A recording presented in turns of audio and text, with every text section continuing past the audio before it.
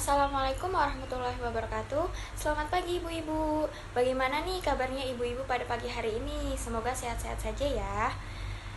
Sebelum kita mulai kegiatan pada pagi hari ini, perkenalkan nama saya Anissa Mutiara, kemudian ada teman saya Sri Dewanti dan Ida Fauziah, mahasiswi sarjana terapan terapis gigi. Tujuan kami di sini yaitu untuk memberikan penyuluhan kepada ibu-ibu mengenai kesehatan gigi dan mulut balita. Sebelumnya saya ingin bertanya nih kepada ibu-ibu yang ada di sini. Ibu-ibu udah ada yang tahu belum apa itu kesehatan gigi dan mulut? Ya, kesehatan gigi dan mulut itu merupakan suatu keadaan yang terjadi di rongga mulut, baik menyangkut kebersihan, kesehatan maupun adanya gangguan dan kelainan yang terjadi di rongga mulut. Nah, pastinya setiap orang tua juga menginginkan anaknya bisa tumbuh dan berkembang secara optimal. Ya kan ibu-ibu? Nah, maka hal ini dapat dicapai jika tubuh mereka sehat.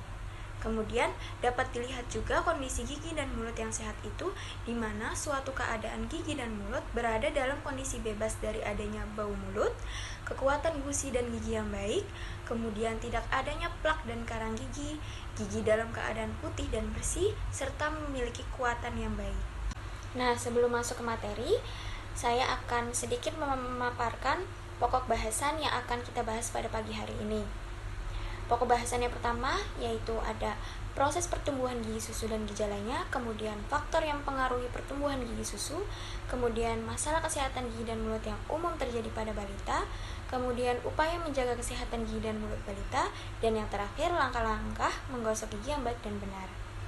Baik, untuk selanjutnya kita langsung simak saja materi yang akan disampaikan oleh teman saya. Proses pertumbuhan gigi susu dan gejalanya. Pembentukan benih gigi dimulai sejak anak masih dalam kandungan. Proses pembentukan gigi ini sangat bergantung pada asupan nutrisi ibu selama hamil agar gigi anak dapat terpenuhi dengan sempurna. Ibu hamil harus mendapatkan asupan seperti kalsium, fosfor, vitamin C, dan vitamin D yang sangat cukup. Gigi susu akan muncul saat bayi berusia 6-12 bulan. Gigi susu tumbuh secara bertahap dan akan lengkap pada saat anak usia 3 tahun. Waktu kemunculan gigi susu pada anak sangat berbeda-beda. Hal tersebut dapat dipengaruhi oleh ras, etnik, demografi, dan asupan nutrisi anak. Pada kebanyakan kasus erupsi gigi, banyak balita yang akan mengalami demam dan rewel. Hal tersebut tidak masalah karena merupakan proses yang sangat alami. Mereka akan merasakan nyeri dan gatal pada gusinya. Selanjutnya yaitu ada faktor yang mempengaruhi pertumbuhan gigi susu. Yang pertama, kelainan genetik. Yang kedua, jenis kelamin. Yang ketiga, nutrisi sangat berpengaruh gizi pada pertumbuhan gigi susu. Yang keempat, pengaruh kelahiran prematur. Yang kelima yaitu ada tingkat sosial ekonomi. Yang keenam, tinggi dan berat badan. Yang ketujuh, faktor hormonal dan penyakit kronis. Selanjutnya yaitu ada masalah kesehatan gigi dan mulut yang umum terjadi pada balita. Yang pertama ada karies gigi. Gigi berlubang awalnya terjadi karena adanya sisa makanan yang menempel pada gigi.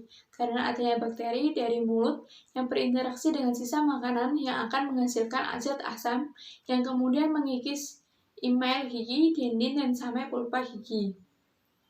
Yang kedua yaitu ada karang gigi. Karang gigi yang berasal dari sisa-sisa makanan yang menempel pada permukaan gigi. Karena tidak dibersihkan lama-kelamaan, akan mengalami mineralisasi dan mengeras menjadi karang gigi. Yang ketiga ada radang gusi. Terjadi karena bakteri dalam plak gigi mengeluarkan racun yang dapat mengiritasi gusi, sehingga gusi membengkak dan warna kemerahan dan mudah berdarah bila terkena sentuhan. Yang terakhir yaitu ada sariawan. Sariawan disebabkan karena kebersihan mulut yang buruk dan trauma seperti tergigit dan terkena sikat gigi. Upaya menjaga kesehatan gigi dan mulut. Yang pertama, kurangi mengkonsumsi makanan manis dan mudah melekat pada gigi seperti permen dan coklat. Yang kedua, menjaga bentuk dan kebersihan gigi anak. Bila terdapat karang gigi atau karies, segera bawa ke dokter gigi untuk dibersihkan atau dirawat. Yang ketiga, memberikan makanan yang kaya kalsium seperti ikan dan susu, fluor seperti daging sapi dan sayuran hijau, fosfor, serta vitamin A seperti wortel, vitamin C seperti buah-buahan, vitamin D seperti susu, dan vitamin E seperti kecambah. Bahan-bahan tersebut sangat diperlukan untuk pertumbuhan gigi. Yang keempat, memeriksakan kesehatan gigi 6 bulan sekali. Nah, apa saja yang perlu dikonsumsi agar gigi balita sehat dan kuat? Yaitu dengan cara makan yang mengandung vitamin C, makan dan minum yang mengandung kalsium, dan makanan yang mengandung protein, zat besi, dan B12. Makanan apa saja sih yang perlu dijauhi agar gigi balita tetap sehat dan kuat? Yaitu makanan seperti permen, coklat, dan minuman bersoda. Cara menggosok gigi yang baik dan benar yaitu yang pertama, menggosok gigi bagian depan dengan cara naik turun seperti arah pertumbuhan gigi. Yang kedua yaitu menggosok gigi bagian sebelah dekat pipi yaitu dengan cara memutar. Lalu yang ketiga yaitu menggosok gigi bagian dalam dekat lidah dengan cara mencongkel. Lalu yang keempat yaitu menggosok gigi depan bagian dalam sebelah lidah dengan cara mencongkel. Dan yang terakhir yaitu menggosok gigi bagian pengunyahan dengan cara maju mundur. Kesimpulannya yaitu perawatan gigi dan mulut pada masa balita dan anak ternyata cukup menentukan kesehatan gigi dan mulut mereka pada tingkatan usia selanjutnya. Beberapa penyakit gigi dan mulut bisa mereka alami bila perawatan tidak dilakukan dengan baik. Di antaranya yaitu karies atau lubang pada permukaan gigi, gingivitis atau radang gusi, dan sariawan.